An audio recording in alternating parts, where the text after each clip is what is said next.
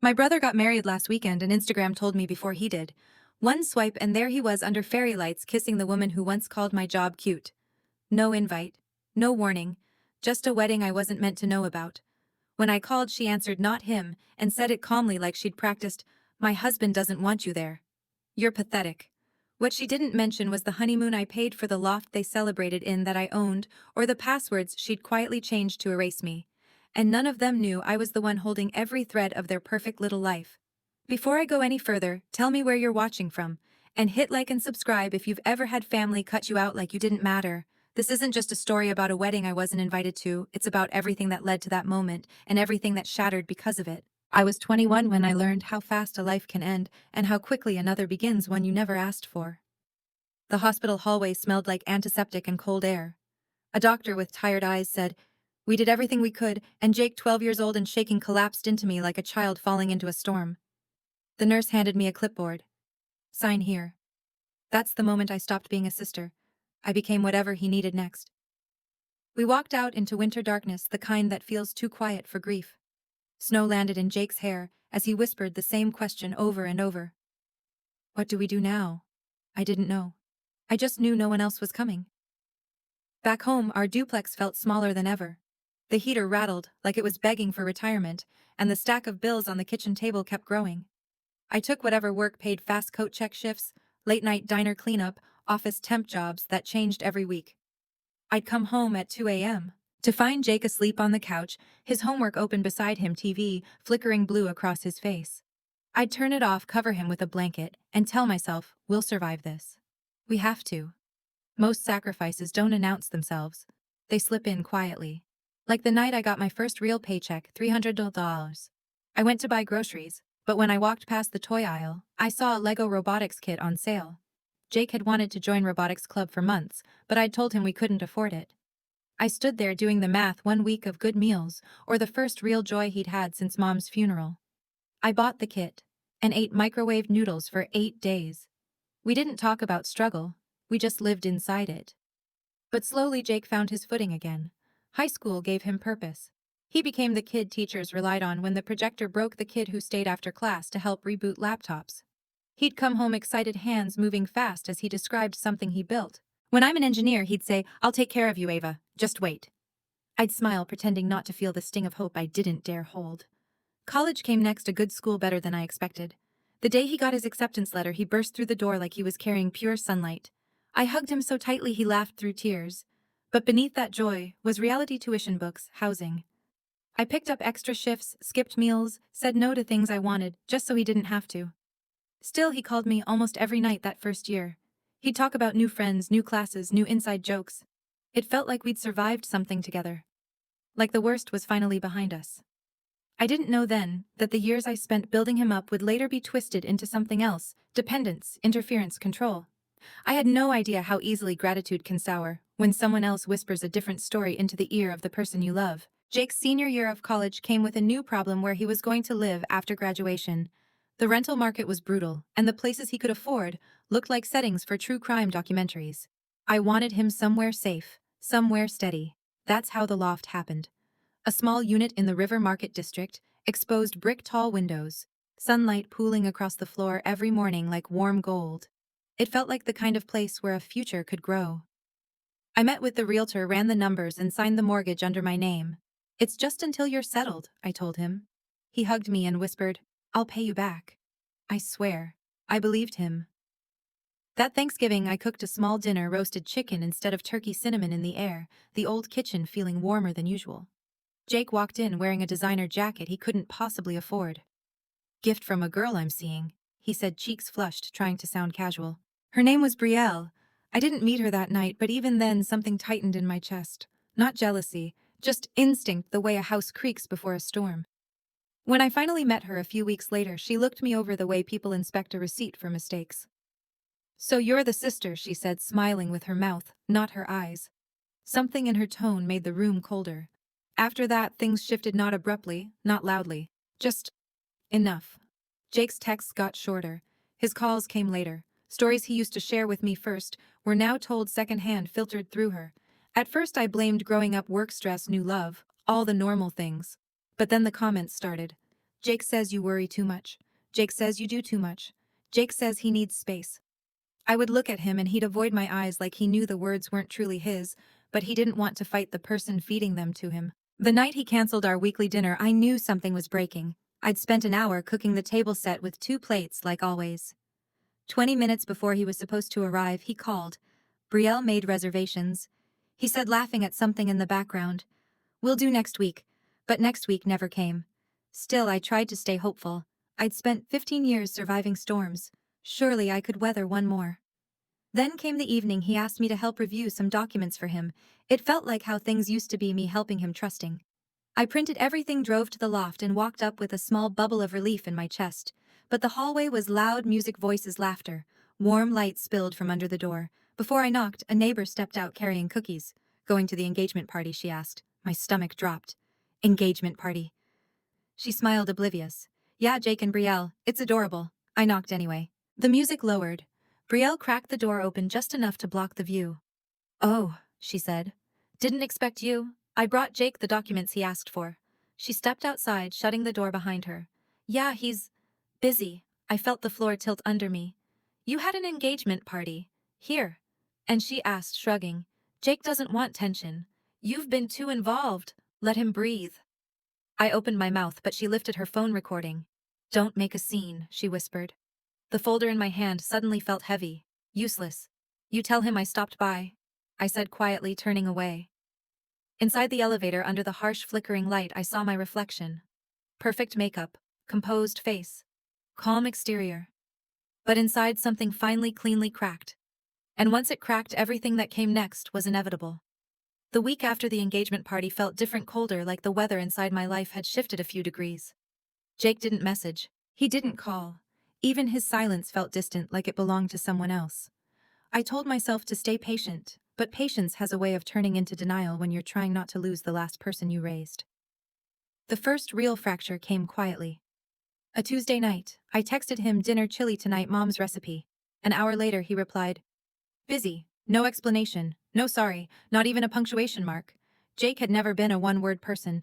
It wasn't the message that hurt, it was the version of him I didn't recognize anymore. A few days later, I saw a story on Brielle's Instagram. She sat on the loft's couch, the couch I'd bought, wine glass in hand, light perfect on her face. Text overlay. "Some people cling to you because they can't build anything on their own." My chest went tight. She didn't say my name. She didn't have to. I didn't confront her. I didn't tell Jake.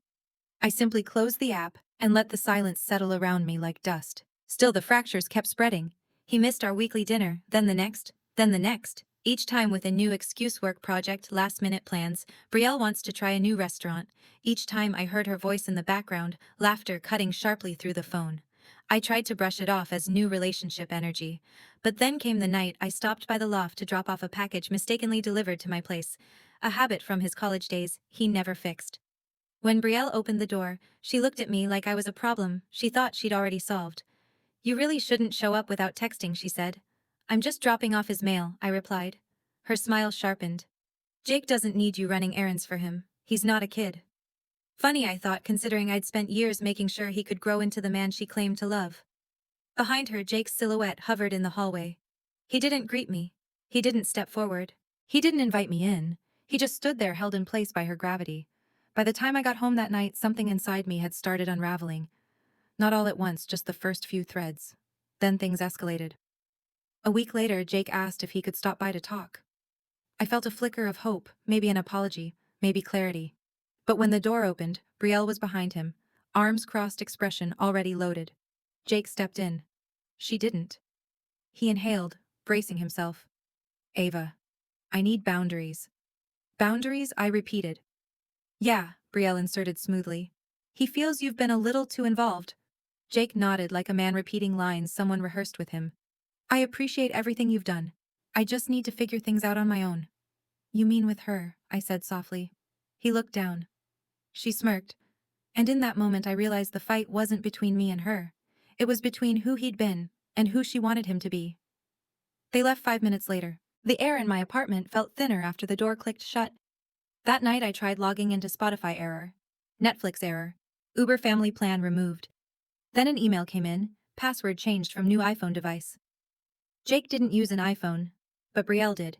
It wasn't about the apps, it was the message. She wasn't taking space. She was erasing territory. And Jake was letting her. That's when I understood she didn't want to join his life. She wanted to rebuild it without me in it. A few days after the passwords changed, Jake texted me asking for help with a work contract. It felt like a small lifeline, a reminder of the old him, the one who trusted me, the one who didn't need Brill translating his thoughts. I printed everything, grabbed my keys, and drove to the loft as if one conversation could fix a year of slow damage. But the moment I reached the hallway, I knew I was wrong. Laughter spilled from the door, glasses clinked, music thumped softly through the walls. The warm glow of string lights flickered beneath the edges of the doorway, and for a second, I wondered if I had the wrong unit. Then a neighbor stepped out holding a tray of cookies. "Oh, are you headed to the engagement party?" she asked cheerfully. My heart dropped so fast it felt physical. "Engagement party," she nodded. "Jake and Brielle. They said they were keeping it small." Small. So small I didn't exist in it at all. Before I could think, my knuckles were already knocking on the door. The music dimmed. Someone hushed the room. Then the door cracked open just enough for Brielle's face to appear. Her smile was all veneer. "Well, she said this is unexpected." I brought Jake the documents he asked for. She stepped into the hallway, carefully pulling the door closed behind her so I couldn't see inside. "He's busy." "Celebrating?" I asked. Her expression didn't change. "Ava, look. This is exactly why he needs space. You show up, you overstep, you make things heavy." I swallowed hard. I've been his support system for 15 years. "Exactly." Her voice sharpened. "And he's finally ready to grow past that. You should be proud of him." Then she did it. She lifted her phone camera, pointed at me, recording. "Don't make this emotional," she whispered. "It won't look good." For a second, I just stared at her, stunned by the cold calculation of it. She wasn't trying to protect Jake. She was building a case, shaping a narrative where I was the problem. My fingers tightened around the folder. It felt suddenly childish, useless, a symbol of a role I wasn't allowed to play anymore. "You tell him I stopped by," I said softly. I turned and walked to the elevator. The door slid shut, trapping me with my reflection under flickering fluorescent light. My face was calm, perfect makeup, controlled expression, but that was only surface tension. Inside, something cracked with a quiet finality. Not grief, not anger, recognition. I wasn't part of his future. I was part of the life he was trying to shed. For the next 6 days, he didn't reach out except once. A text. "Let's talk later." Later never came. But distance has a way of clarifying things. Silence draws borders you didn't know existed. And on the 7th morning, when sunlight sliced through my blinds like a clean blade, I woke with a different kind of clarity, cold, steady, deeply rooted. This wasn't a phase. It wasn't misunderstanding. It wasn't a bad week or a rough patch. They had pushed me out of their world, and they assumed, like they always had, that I'd stay right where they left me. What they didn't understand was simple. I wasn't the one about to fall. They were standing on foundations that belonged entirely to me. On the 7th morning, I woke before my alarm.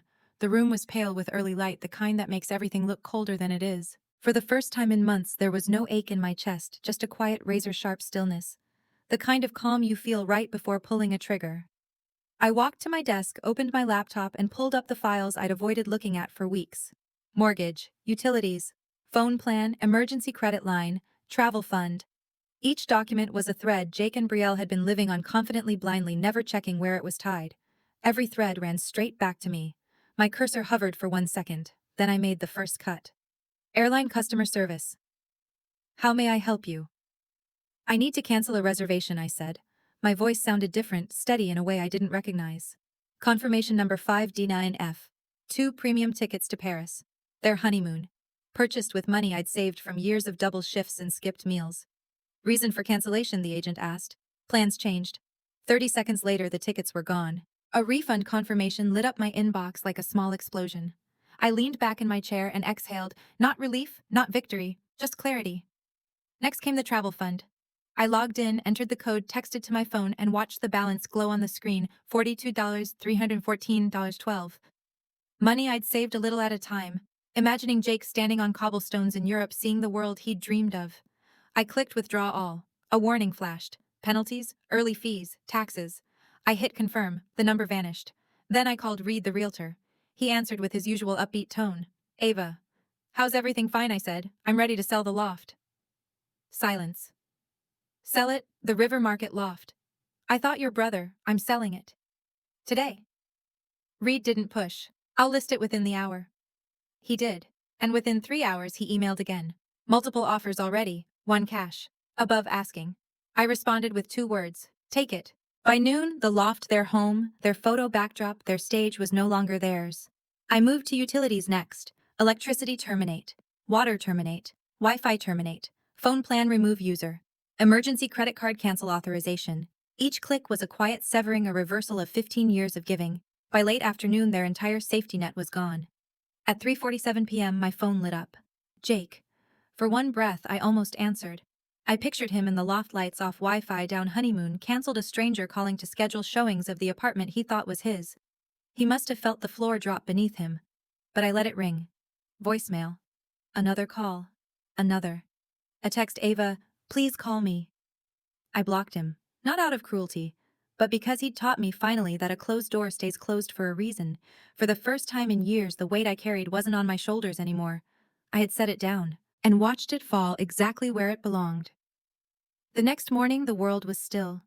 My apartment felt almost foreign in its quietness. No buzzing phone, no tightness in my chest, no dread humming under my skin. Just air, space, a kind of peace I hadn't felt since before the hospital hallway all those years ago. Around noon, Reed emailed again. Cash offer accepted. Buyer wants to close fast. I clicked confirm without hesitation. As I sat there, I pictured the building manager walking down the hallway to Jake's door, taping a notice with neat blue tape. The way Brielle would yank it off, voice rising, insisting there had been a misunderstanding. How Jake would stand behind her, stunned, seeing for the first time what he had been living inside, a world built entirely on my name, not his, not hers.